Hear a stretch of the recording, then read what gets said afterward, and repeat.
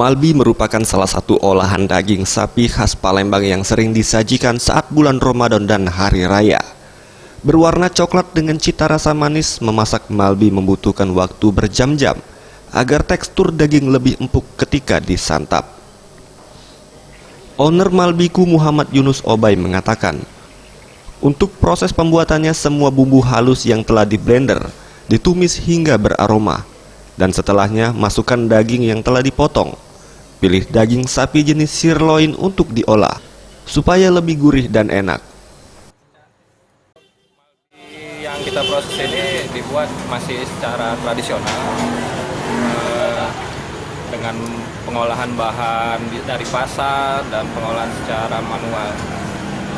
Untuk yang malbi yang dalam kemasan ini dengan merek Malbiku, sehari baru memproses 20 kilo daging. Setelah daging bercampur dengan bumbu, tumis halus, tambahkan sedikit santan dan masukkan bumbu lada putih dan pala sambil terus diaduk.